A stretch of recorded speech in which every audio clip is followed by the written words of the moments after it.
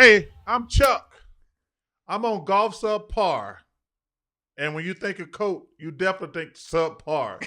Hey, I'm on Subpar with Colt and Drew. Do you have a favorite story from gambling on the golf course back in the day? Or gambling on anything? I know you used to, because you used to play pretty good and you used to gamble with the boys. I remember, obviously everybody's talking about Michael Jordan right now, and we were playing golf one day, and we were playing for like, I think, $1,000 a hole, and I was shaking over this putt. He said, "That's good." It was a good sized putt. He said, "Hey, you might step in my line. That putt good." I said, "Dude, I'm gonna win. This is $1,000 putt." He says, "Pick it up. You're good." And he said, "Because I don't want you standing in my line, and I want to." I was like, "Oh, how much that put for?" He says, $100,000. I said, "What?" I said, "What?" He said, $100,000. I was like, man, I was like, hey, my little $1,000 don't matter here, right? He's nuts. Oh, you know what? He loves it.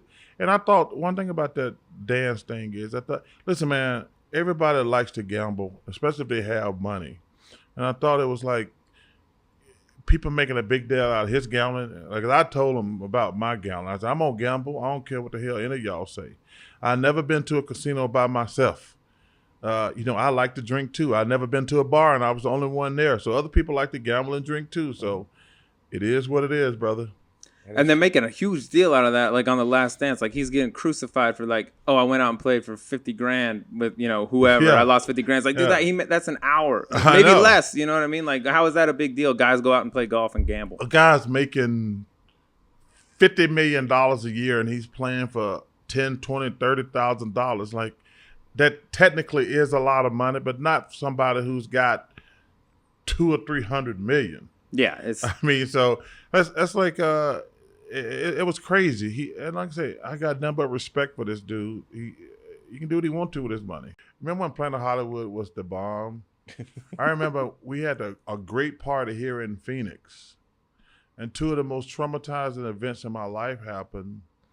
And so we played a game, and they had this big star-studded party at Planet Hollywood. It was right down there on 24th Street, right across from the Ritz at the time. I mean, it was awesome. They were having like these big Hollywood productions, like when all the stars came out. So we go there after a game, and I'm sitting, I got my back, and the guy says, "Hey, Mr. Stallone want to say hello to you." I'm like, "Oh my goodness, I can't. Oh, of course I want to meet Rocky. Of course I want to meet Rocky. That's cool." And I hear me come on. He said, "Mr. Barkley," and I turn like, "Oh, I'm gonna meet Rocky." I turn around and I look, and this dude's like 2'2".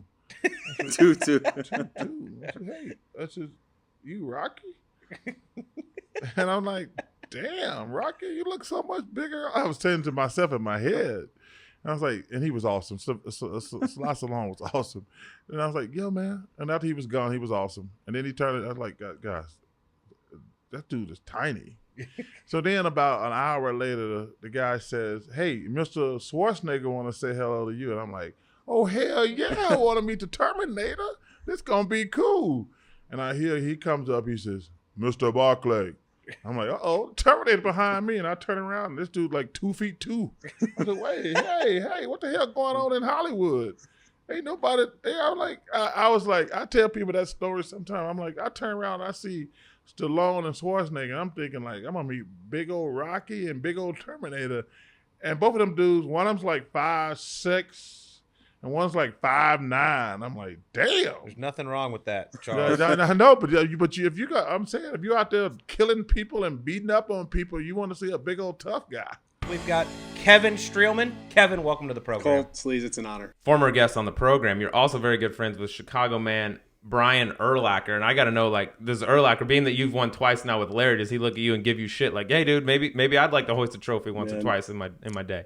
He plays it off like he's fine not playing it, but I think he does. He wants it. He has. I guarantee he does. Like, dude, let me get out there one time. You were actually a big topic of conversation when we had Brian Urlacher. Yeah, you came up multiple times. It was mostly all good though.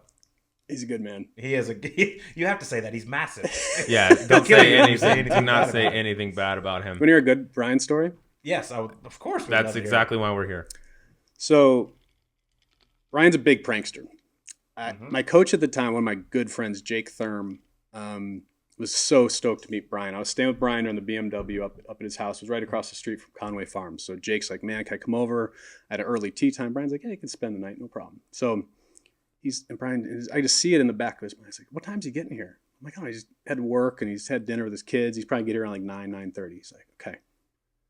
He comes out of the back, and you know that the water balloons, like you fill up the deal and there's like 100 of them that pop out. Like it's like the super water balloon deal. Anyway, you put it on the faucet, you turn it on, all of a sudden you've got 100 water balloons. balloons. Yeah. Okay.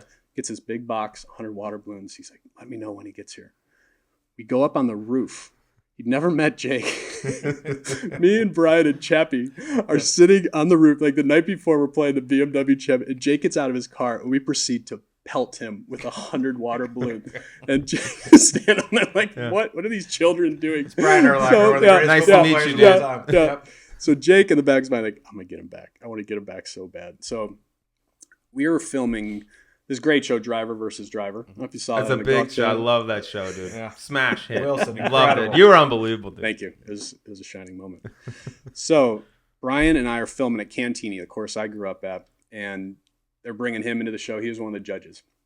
So Jake had gone to Costco and bought like a 50-pack of condoms. You can say it on this show. It's perfectly fine. Condoms. Of Protection. Of protection. Yes. And Jake proceeds to grab his bag when Brian's like in makeup and takes it in the back and pulls out all his clubs and puts a Jimmy on every one of his grips and put them back into the bag. So like a few minutes later, Brian's filming and he's like, Brian, hit your 9-iron. And he pulls out his club and he's like, what the? We were in tears. Jake wins. Jake wins. That's a winner. Jake I don't know what I'm more impressed with, that he thought of that or that you can get a 50-pack of rubbers at Costco. Who's going to Costco? Like, yeah, dude, bachelor party this weekend. Got to go to Costco and load up. This could be a busy one. John Daly, welcome to the show, my man. What's happening, guys? Going back to when you signed with the University of Arkansas out of high school, the golf coach at the time, Steve Lloyd, told you, I believe, you need to lose like 60 pounds before you enrolled at Arkansas, and you did it. But you did it in a really unique way. Can you tell us how you got that done? That's a lot of weight to lose as a high school senior coming into college. Well, unfortunately, too fortunately, at the time of my life, coach told me, hey, he was smoking Marlboro Lights. I started smoking cigarettes. Started drinking a lot of Jack Daniels and ate dry popcorn. Lost 63 pounds in less than 2.5 months. I wanted to play. So So all sounds you like a ate was fun dry diet. popcorn? dry popcorn, yeah. You just had those. That's when those machines came out. You just made them in your dorm room. Didn't put salt on it or butter or nothing. It was awful. That sounds terrible. Jack Daniels and dry popcorn, dude. That's it. I'm out on that. That's it. I'm out on that, John. I don't like that. But do you have any kind of relationship with Tiger at all, or what was it like back in the 90s when you were playing against Tiger? He was kind of stand back. His agent didn't let him talk to too many people or do too much. It was tough to get to know Tiger. But I think I met Tiger and his mom and dad when he was playing the Big Eye Insurance Youth Classic. We were playing a Hogan event in Texarkana Country Club, and I got paired with him. And I think the reason he made that comment because I was playing an 8C Max White golf ball, and it was Texarkana Country Club. I don't remember what hole it was, but I hit a 5-iron from 220 yards or something, and the ball came unwound. And I think that kind of freaked him out. I thought it was the coolest thing that ever happened, that he's ever seen in golf. That's what he told his mom and dad. And But I had to get a rules official because it just had the little rubber band sitting there on front of the green. I didn't know what to do. Can I play it? But luckily I got to replace the ball, and I only beat him by 3 shots that day, y'all. He was only like 13. Hey, it's Pat Perez. I'm sitting here with Colt and Drew, and you're watching Golf Subpar. I want to talk about another guy that you're close to. I don't know if he's an idol or someone you look up to. I don't know if he's been a positive impact on your career or a detriment to your career. Is it you? No, it's not me. Oh, okay. It might be his dad. Another guy that's absolutely fantastic, though. You met this guy when you were 16 years old, and that's the great John Daly. That it is. So I know you are very close, and he is just one of my all-time favorites. He's unbelievable. By the way, tell us about your relationship with him. I know you met him when you were 16 years old, caddying in a Pro-Am group of his. Yeah, it was caddying Pro-Am, and the guys, H and I, we just sit out there on the lot, and you would hope you get somebody, and they'd come over and get you and say, oh, we got John Daly. I go, no, that's unbelievable. Cool. So we get out there, and someone tells him that this is before I won Junior World, but they said, "Oh, this kid's pretty good. He plays college golf or high school golf or over here, and da. And he hits it a long way." I mean, so John, we got on 18 North, the old 18 North, and he goes, "Let's see it." So he was probably 25 yards ahead of us. I was probably 25 yards ahead of us, and I hit it by about 15 yards. And it was the same swing, long swing, but it was that ultra mid driver. His driver? He gave you his driver and said, hit this? He goes, hit this. Let me see you hit it? That ultimate driver. Because it was a year after he won the PGA. This is when he was was 92. The dude. Oh, okay, yeah. This is 92. This is when he is the guy. Yeah. She is 30 for 30, by the way. Yes. Yeah. Unbelievable. But anyway, so I hit it. I go, man, this is unbelievable. And then I told him about it. He remembered that story when I got on tour in 2002, which was 10 years. 8 Pat. years later, 10 years later, 10. something like that. Yeah. 92 to 2002. Hold on, we're not math 10 years. guys. I'm not dude. math. I don't even Thank know. God H can do numbers very well. I don't do numbers. We'll have our producer fact check that, but it feels, I don't that feels do right. numbers. But he remembered that because when I got my card, I went up to him. I said, "Hey, John," I said, "It's me. Remember from that?" Yeah. "Oh yeah, brother, what's going on?" And we've had him ever since. And you're still boys to this day. I talk to him all the time. I just sent Little John a pair of fives, the golf shoe five. First Good off, man. Uncle crazy. Pat. that kid's going to be good as long as That he kid can is really good. keep it together. He's got to keep it together. He's Yeah. got to keep it together. That kid's really good. But John's amazing. John's just a big teddy bear. He's got a soft heart for everybody. He wants to help everybody. He's obviously had a few problems here and there, but I love the guy. He's like an older brother. But I talk to him all the time. And Tony Finau, welcome to the program. What's up? What's up? Good Thanks to for have joining you. us, Tone. Thank you guys. 2019 Masters. You're in the final group with Tiger and Francesco Molinari. Yeah. And obviously Tiger ends up winning his 15th major championship. I want to know what it was like the night before, the morning of. I want to know everything. What was it like? I mean, what was going through your head? Obviously, a guy you idolized. Yeah. Growing up. Now you're in the final group with him at the biggest golf tournament in the world. Yeah. Take us through it. Yeah. So I shot 64 on Saturday, and obviously round, dude. Yeah. Thanks. I was doing all this media stuff, and I knew the chances of me being in the final group or just in contention going in tomorrow were really high. So I was really excited about that. I was playing some good golf, but I've dreamed since I was a kid of competing against Tiger, playing against him in the final group, being paired with him in the final group of a Masters, of a U.S. Open. That's what my dreams were made of as a kid. The putt that I made was to beat him by one, was to be going to a playoff. Just all that, right? I was the same kid. So to finally have that opportunity, Saturday night, yeah, of course I was nervous, but it didn't feel the way I thought it would on Sunday. Just in that we teed off early, and I was more like, man, I earned this. I kind of felt that way more so than in total awe of being in this situation. And I'm happy I felt that way because I think it's not a good feeling to be on the first tee and thinking you're fangirling over Tiger. But I truly felt like I earned being in that position, and I had a great chance to win the Masters, and that was super exciting to me. But walking to that first tee, I've never heard this many people in my life. I've never seen this many people, and it was kind of a surreal feeling getting to that first tee. The first tee shot, I was definitely nervous, but once it came out the club face, I felt a lot better and was able to par the first few holes and just get underway. But those type of experiences are things for me you can't pay for. Those type of experiences, I was the first guy to congratulate Tiger on winning the green jacket. And man, actually a funny story I'll tell you guys. I'll share with you about that 2019 Masters. So on the first hole, we both, all three of us say hi, good luck. And nothing was said. On the second hole, Tiger hit it left, wasn't close to me. I was in the fairway. Third hole, I went for it. They laid back, didn't talk to him. Fourth hole is the par 3, no talking.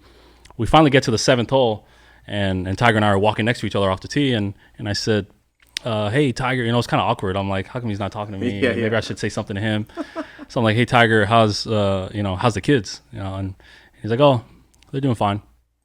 And he just laser-eyed straight down the fairway and just kept on walking. And from that point on, I said, well, I guess I know where his attitude's at, and I'm not talking to him for the rest of the day. So the next time we spoke was when I was congratulating him on winning the green jacket. Don't even think of being my friend today for the next 4 hours. He pretty much told me with a straight face, leave me alone. Yeah. You know. By the way, so- Tiger, mine are doing great. yeah, exactly. You should have just kept going. You just I should just kept talking. like, yo, you don't gotta talk, but you're gonna be Next damn time- good at listening. Next time I'm gonna try that. I have a feeling I'm gonna have an opportunity again, so I'm gonna try that. All right, we are now joined in studio.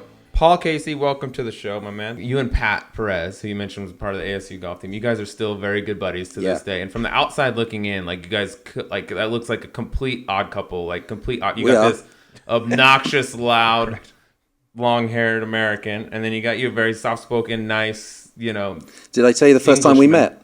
No, but I would love to hear that. And anytime you want to bag on Pat as hard as you want, this is an open forum for I love Pat, and Pat loves me. Oh, we love him too, but it's... So first time I ever met Pat, so there I am, this, pasty white English kid off the plane, wintertime, 1997, January 97.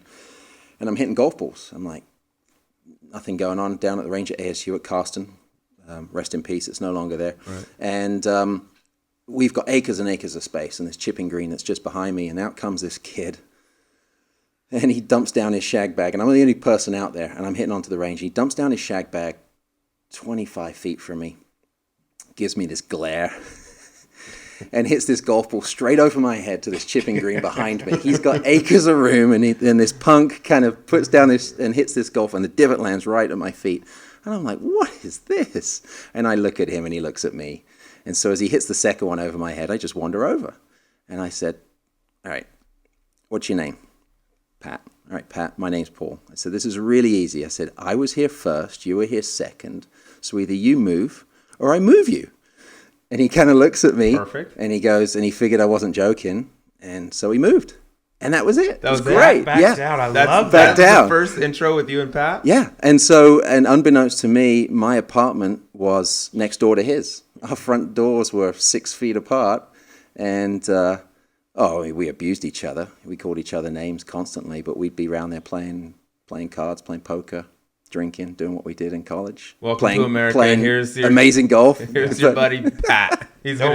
Pat will show you the way. Yeah. But and that's what, look, and you know Pat, you know the real Pat. Yeah. Pat's a teddy bear. He's awesome. I love him to death. That's what I was going to say. He's got that rough look, like he's all mean. He wants He's a nice. But he would challenge guys. He would, and some guys would stand up to him or be able to deal with it, and they would thrive. And there were other guys who'd cave into Pat, and he'd have him. That was it.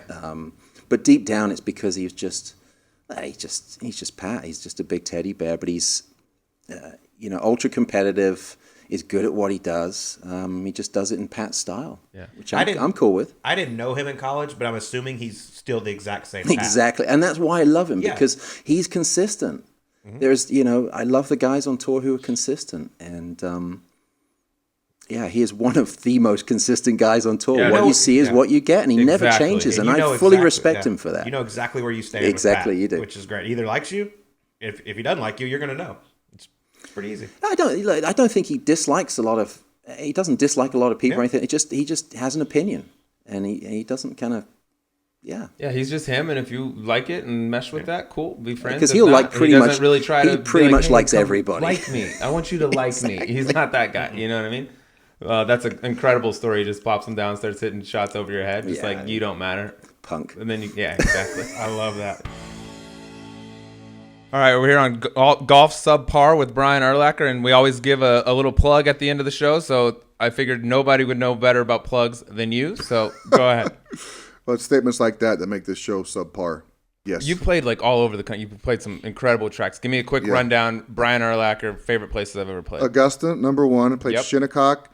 Shadow Creek is one of my all-time favorite places. And the course is great. I mean, you've been there. But the hang, man, you could drop me off there at 8 o'clock in the morning, pick me up at 8 o'clock at night. I'd be the happiest man in the world. It's a heaven for a golfer. Chinese poker, drinking, golfing. Eating the great food out there. Just scaring the shit out of people from the trees. Yeah, you're right. Is good. You only play 18 holes every time I go out there. The guys I play with are old as hell, so they're like 18. Bob Mancarey is not that old. But we won't play more than 18 holes of golf. So we play 18 holes, and then in 2.5 hours, mind you. Yeah. So we'll tee off the back, whatever. We play 18 holes, then we'll go eat, play Chinese poker, and just hang out forever. I tell people, I said if I had one day left to play golf, I think it would probably be there. For sure. Just because Not just 'cause- I mean, the golf fun. course is great. It is good. But it's just so fun playing with Monty out there in Mancarry. The Yes. guys, they gamble. Just and the it's whole vibe, music, it's it's just- chill. yeah, do whatever It's you like want. Augusta. Take- You played Augusta, super Yes. mellow, like a total opposite Different end of the vibe. spectrum, but awesome. Agreed. Scottsdale National is one of my favorites as well. Shore Acres, Chicago. Butler's hard as so hell. hard. I could play there once every 6 months and be happy. That's where you go to get your handicap up. It's so, If you if ever you hit need- a fairway if you ever need bunker, to pad it. if you hit a fairway bunker, just get it out. Just go sideways. It's the 'Cause you hardest can't course. even- it's freaking annoying. I shot like 83. I was like, I just shot the course record. The best Clip score 90. ever. Yes, 83 When- at Butler. This is Golf Subpar with Colt Knost and Drew Stoltz, where serious golfers talk about serious things. You puffed it up. You didn't say I am Kevin Chappell. They know who I am. Yeah, everyone. So we had just got our tour cards, and I had to go to rookie orientation, and they did it after finals of Q School, and it was in Florida. Well, the weekend before was UCLA USC football game, so I thought I had some money. I'm like, hey guys, I got some college teammates together. I said, let's get together, let's go to this game. I'll get us a suite at the W, which is right in Westwood, and we'll have a good time. So I get the suite. Unbeknownst to me, we get Britney Spears' suite, supposedly. So Good work. we have a night, and I remember, getting Taco Bell on the way home, and wake up the next day, and there is black Sharpie marks everywhere. I mean, there's a Chase Lounge, there's a mattress, and there's 15 guys in this 2-bedroom place, but there's couches everywhere. So everyone had a place to sleep, and there's black Sharpie marks everywhere, and I can't figure it out. So we go to the game, we come back, knock on the door, and it's security, and they're like, "Sir, you've vandalized the room. Yeah. we need, here's your bill." And so there's like a bill for the mattress. So of all things, I had to buy the mattress. That's what you want is a hotel mattress. Yeah. And, from the W in LA. But they could clean the couch, but they couldn't clean the mattress. If there's damage to a mattress, they have to get rid of it. And I'm like, well, first of all, why can't you clean the mattress? And they're like, well, we can't do it. It's against the law. Da, da, da. I'm like, well, if I'm buying the mattress, you're going to ship it to me. So here's my shipping address. And they're like, well, no, you don't get the mattress. And I'm like, well, I'm paying for it. I'm what buying do you mean? it. Yeah. So we get in this argument. Finally, they're like, all right, we'll leave the mattress. You just got to pay for the cleaning. So I guess what had happened, I come to find out after they leave, is a guy had passed out, and we black-footed him. So we colored his foot in from his toes up to his up to his hip flexor, and he was a sleepwalker. So he walked around all night and found different places to sleep. Well, everywhere he slept, there was Sharpie. That is amazing. I've never heard that prank before. I've heard a lot of like pranks you do when dudes are passed out. I've never heard coloring his entire leg from his feet to his hip, basically, in Sharpie. Talk about your all-time backfire. I don't blame you for wanting the mattress, though. I mean, Right. that's where Britney Spears slept. That's what I'm thinking. I would Yeah. have been perfectly fine with that bill. Yeah. That's good. Here's my shipping address. That's a good story. I Just like a little, Still just a don't- little Sharpie prank amongst the fellas. Still you know don't what I have the mean? mattress. Must have got lost in the W. mail. Westwood. We need that. We need that Britney Spears mattress. Yeah, please. that's one for the archives. Back in the day, Britney, not current day, Britney. We don't want that one. No, this was heyday Britney, Yeah. dude. Hello, everyone. This is Jon Rahm, and you're watching the Subpar podcast with professional PGA golfer Colt Knost and professional amateur tour golfer over here, Sleaze. You mentioned that you passed the test that you had to your English portion by one question. And I've heard this in different outlets and things like that. But is it true that when you came to ASU, one of the ways you learned English was you're a big rap guy. You listen Yes. to rap songs. Is that true that you learned, like, whether it was regular English or slang or whatever, that was your way of like, hey, this is how I'm going to learn English. I'm going to turn on Lil Wayne and see what happens. Yeah, I didn't learn English. I learned a lot of slang. Let's say that, because if I were speaking based on what I learned, I would have gotten in a lot of freaking trouble in school. Yeah, I know people that grew up in America that listen to a rap album not understand 90% of it. So for a person that doesn't speak I never English, did. like, what I had- shit are they talking about? I had to like the beat because I had no clue what was going on in the song. And right now, I still have trouble to like if I listen to a Migos song, I have no idea what they're saying. I have to look into it, and that's how it all started. I got curious about what they were saying, and some of my teammates would have every rap song basically memorized, and that's how I did it. I just I wanted to be able to rap and rap the fast parts with them, and it didn't help me learn English. It helped me with the process of thinking in English. It helped me with being able to process faster and keeping up with conversations and being able to pronunciate a little bit faster. And it was basically a great enunciation tool. It really just helped to be able to talk a little bit better. But I didn't learn English that way. Probably came in handy for that first convo with Kelly, though, huh? Yeah, throw a little bit of No, that I out started there. off a little bit after. It was a few months after when I actually started getting into this. And the first song I learned was Backstreet Freestyle by Kendrick Lamar. That's the very first song I learned. I memorized the whole thing, had no clue what he meant, no clue what he was saying. And a lot of it, I missed a lot of part of the culture and the background of hip hop and what they really are trying to say, right? So a lot of it makes more sense now than it did back then. I'm U.S. Open champ Gary Woodland, and you're listening to Subpar with Colt and Drew. You win the deal at Pebble. Unbelievable moment. What's the next? Give us the next. I know you're on the Today Show and all that, but give us like a 2-week what it looked like right after that. It was a big night that night at the Where'd tap y'all room. go? Straight to the tap room. Smart. I had media for like 3 hours. I was starving. I got there. Jordan Spieth and Justin Thomas waited for me. When I showed up at tap room, they were way ahead of me. Okay. So I'm pretty good at getting caught up pretty quick. So We'll catch up. I had to get caught up, which was awesome. The best part of that, so I've obviously never seen the U.S. Open trophy, never touched it. So I get it. And for the record, Jordan Spieth had already won this trophy, so I don't blame this all on myself. And so I'm like, we got to drink out of this thing, right? You know? Of course. So I can't get the lid off.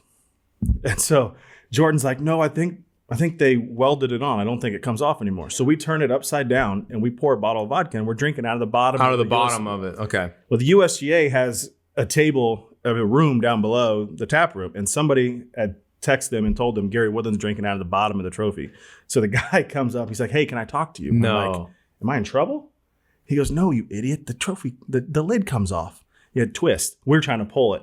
So wow, they must have been way ahead of you if you can't figure out how to twist off lid. Jordan Spieth had won 3 years prior, so I blame him for that. But anyway, we finally got it out of the open at the top of the trophy. We drank out of there for a long time, and I went straight from there to New York, spent some time in New York, had a great time doing the media stuff, it's a lot, but was really cool. And then, you know, we've drank a lot. My friends, they kind of have just an open door. They come in and start drinking out of the trophy just on a random Tuesday at home. So it's been a lot, but it's been really good. I mean, it's not a bad thing. Do you take that with you? I think Colt has a story. Has it gone anywhere with you since like the immediate aftermath of winning it? The only time I traveled with it was Butch Harmon wanted to drink out of it. He's like, hey, we won this. You know, I've been with Butch for a long time, and it was pretty meaningful. So I'm like, I don't want to carry this thing through the airport. So I took the lid off and I put it in my carry-on and just carried it through the airport like nothing happened. So going through security, did it all, got to Vegas, Butch and I hung out with it, and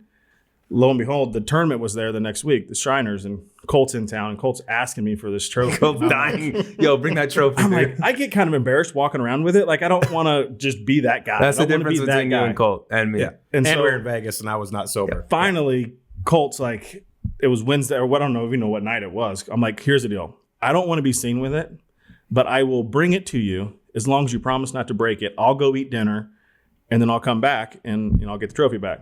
I'm eating dinner with my wife at Javier's in Vegas, and Colt walks up, full. It has 1942 in the tequila, and he had wrote his name in tape and put it underneath mine. 2020. 2020 coming. Yeah, it was future. Knost. I mean, I had more people text me, "Hey, I didn't know the trophy was there." Blah, blah. I'm like, Colt had more fun with that trophy that night, I think, than I've had. I don't blame you, dude. You get 2 hours with the U.S. Open trophy, you send it. He literally texted me. He goes, "Hey, is everything good? You got the trophy?" I was like, "Dude, I haven't let it out of my sight." And I went to the bathroom at Ari, and I had my buddy. I'd had it while I was at the urinal holding it. I was like, "Dude, I got it. We're good. Don't worry about it."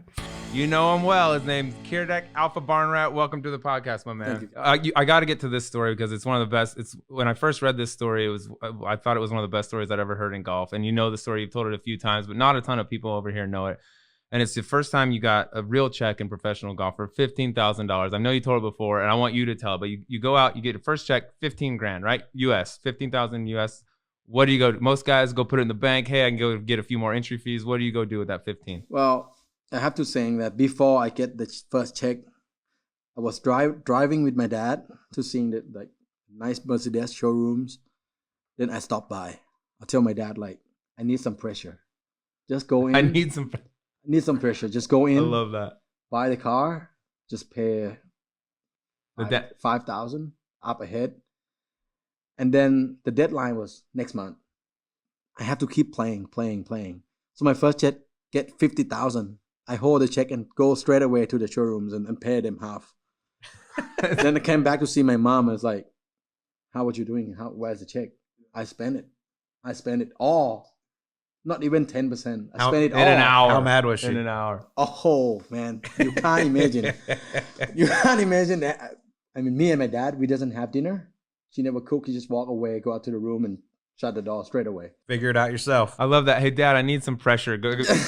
My dad's like, you're gonna need a place to live, kid. If you don't shape up. Well, that's I love why that you just said, I need some pressure so I can play good. I need to buy something. I need a pressure to push me up. I mean, if you want to buy Sleaze and I something really nice for some pressure this You week, can spend a couple we'll million take it. on us right Yeah, now. You have sure. your back to the wall again, dude. You know, never know. We love what it nice might do. things. What was the car that you got?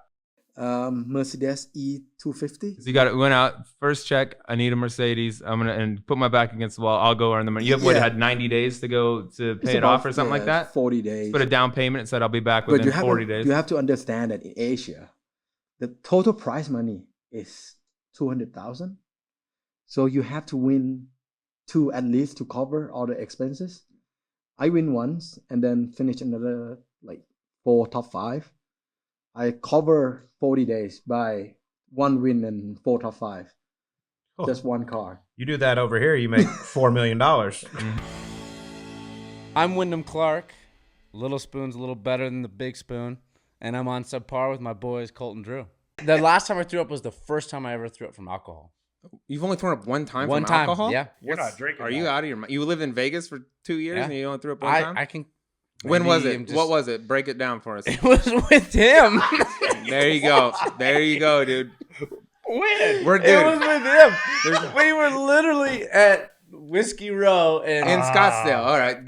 No one knows. We got to hear this story. This is a great story. Okay, this is perfect. There's 2 different versions of this story. No, there's the real story and then there's his We story. got time for both. Go. Okay, here we go. Colt, Whiskey Row. I'm in town. I hadn't lived here. This was 2 years ago. Yeah. Just moved here? Or no, not? I was not on even the living web. here? I was on the web. I hadn't. Yeah, you were so a I'm in nobody. town. I'm surprised Colt was hanging out with you, dude. Yeah, and I think I almost locked. I think I locked up my card on tour. Oh, like to get my celebration time. So I come to Scottsdale and I'm practicing and playing whatever, and then I don't know where I kind of get. I think I texted you or whatever. He said, "Hey, we're going out Whiskey Row. Yeah. I got a table. You got to come." So we show up. There's 10, 12 of us. Got girls. Some of our buds. We're having fun. We'd run out of alcohol. And he says, "Hey, Wyndham, get the bottle." And I said, "Well, why me?" And which is now I should have 100% just offered to get the bottle. No, but at the time, you're fresh out of college. You're like, "Yo, that's a bottle. That's a lot of money." Yeah. So I go, "Really?" And he's like, "Yeah, I'll kick you out if you don't get the bottle." That is not true No, at all. 100%. You don't have to convince. That sounds 100% like he was a Colt like, line. He's like 100%. And he brings over. He's like, "Hey, Yeah, he does this. He knows everybody. Of course. He knows Hey, everybody. Cindy. Another Patron. Colt goes I there. just thought of a Colt name, goes dude. there 4 times a week, so he knows everybody. Oh, he has He's a cot in the back. Yeah. He sleeps in that. So he thing. just literally lifts his hand, and everyone's like, "Oh, there's Colt." So he brings over. So the guy comes over, and I'm like, "All right, fine, I'll get it." So the girl comes over, and this is me being, on the web, just out of college. I'm like, "Hey, what's your cheapest bottle?" Give me the trash. Literally, and she's like, "Really?" Yeah. She goes, "It's 450 bottles for like Don Julio." I'm like, "Are you $450. kidding me?" I'm like, "I can go buy that right now." I could buy She's like, 12 of those things. Yeah. More than that. And so I order the bottle, and within 10 to 20 minutes, as the bottle gets there, Colt goes, "Hey, we got another spot at Bevy or whatever." Yeah. I go, "Oh, great, sweet. We've had one drink, and I just spent $450, yeah. and now we're going somewhere else." So I was kind of mad. I was like, "Well, this sucks." So me and my friend and a couple of girls that were there, we stayed. My friend and I finished the bottle between the two of us. Yeah, you're like, I ain't leaving until I get my full 450 worth. And afterwards, I wasn't speaking English. Okay. I don't remember what happened, and I threw up all over my friend's place. I had no idea. Wake up the next day, I leave like $100, $200. Write a note. I'm so sorry, and I leave. You don't ever Look leave a how note. much You just leave. you both have learned from both of us. I feel like this is like our Unbelievable. child, our adopted child that we've helped raise. You know what I mean? That's the only time you've ever thrown up from booze. I'm being dead serious. That's crazy. Good on you for that. Yeah. I'm Gary McCord. I'm here with Drew Stoltz and Colt Knost. And believe me, they are subpar. Oi, oi, oi! Aussie, Aussie, Aussie. Okay. Is that what he would say when he would check in on the mic? And then I'd go, what? And then we go down, and Peter would go, yeah. And then David would put the microphone. As you know, he's got unbelievable flatulence. And at any time, he can generate monumental burps of nastiness. And he would put it down to his rear end, and you'd hear, Jesus. That's how we knew David was on the there. mic. Yeah, It was just his mic's hot. What we do. Yeah. Okay? So we go, and David. Now we go to get David, and you hear this. Oh. And then, okay, let's go to 14. Uh-oh. So I'm sitting there. Uh-oh. Why would he say uh-oh? And so now I'm looking, and I know we've got the dress Adidas on, and we got khaki pants. And I'm looking down, as you know, 16 at Quail Hollow. It's just dead straight, basically, in the old green. And I can see the tee. And I look back there, and here he is. Tiger hits it, and there goes David walking splay-footed with rain pants on. Oh, I know what the uh-oh is. The boy has shit his pants, okay? Now, he can't go anywhere because there's 5 million worshipers of Tiger that are hounding the trees and the grass and the fairways. And he is like a ping pong ball in a hurricane. He's trying to get out, but he can't get out. And so I see him down there walking. He is walking, and it's splay-footed. It's going, toes are going left and right out there. And I know he's not comfortable, and it's going to get crusty in a little bit, especially as hot as it is. So I see him peel over there, and he gets underneath the tree, kind of near the people. Tiger gets up, and David, what's he got? David's nowhere near him, right? And he goes, 7-iron, 174 yards. I go, you think that's enough club, David? Oh, yeah, he's sweating. He's playing pretty good now. And everything. So he gets up, and he hits the ball in the green about 18 feet. And I look down. David's not moving. He's still underneath the tree back there in the fairway.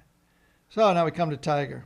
I go, okay, now we got, I told Lance, hit the button. I said, get worm cam. Get worm cam on. Worm cam is where you put the camera right on the ground, right behind the ball. Because I want to give it's the best thing in golf because you'll take a ride. If you're on a couch, you get a ride. You get to watch the stroke, and then you get to watch the ball from point of view that's the player. It's fantastic. So I get POV on this. So I go, David, I know you're down there, and you've looked over this putt a couple times. I watched you. What is it? He has no idea which way it's 180 breaking. yards back there in the fairway. You're so wrong. That's the best. And he's trying to hide because he's uncomfortable, and he's crusting up and everything else. His pants. He has shit his pants.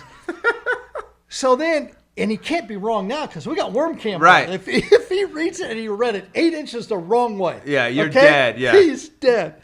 So now, it's this putt, and I go, well, David, I don't know what you're doing down there, but that wasn't even close. What were you doing when you were looking at the green? And he's going like, that's all he did. He just flipped me off from underneath the tree down there. So we wait. Now everybody knows David has crapped his pants. Okay. Perfect. So we go to 17, and we're just watching him. We go to 18, that long walk of the creek, and he's walking all the way down there, and it's getting wider and wider, and it can't be good. And it's 120 it's degrees. 120 degrees, and it's just lucid hot. God. So now he's sitting there, and our compound is right up above the 18th hole. It's about 70 yards up there. And so Tiger putts out, and we're going to commercial break, and you see David now starting to run up the hill with his microphone, his backpack, and everything else. And Lance goes, David, I want you to stay down there and get an interview from Tiger. Oh, God. Yes, perfect. So he stops. You can see his shoulders just slump like this, and he walks back. So now the cameraman, we all know it, Davey Finch, locks the camera on the 3 guys. So we've got Tiger in the middle. We've got Stevie over here, who is at best 1 and 1A as far as flatulence, okay? And we got David on this side. And David's just sitting there like this with the microphone in his hand, head down, shoulders curled. And he's just sitting there. And now we're all watching. Tiger doesn't like interviews, doesn't like to be seen. Of course. He goes, hey, Faraday, when do we come back from commercial? Lance, Tiger wants to know when we're coming back from commercial. Tell him 20 seconds, 30 seconds, 30 seconds, 30 seconds. You see Tiger going, he's on the kid. He's going like this. So they're all sitting there, they were about 15 seconds, and all of a sudden, you see Tiger going. Oh God. Yeah. He turns to Stevie and he goes, "You didn't." Okay? He goes, "Stevie didn't."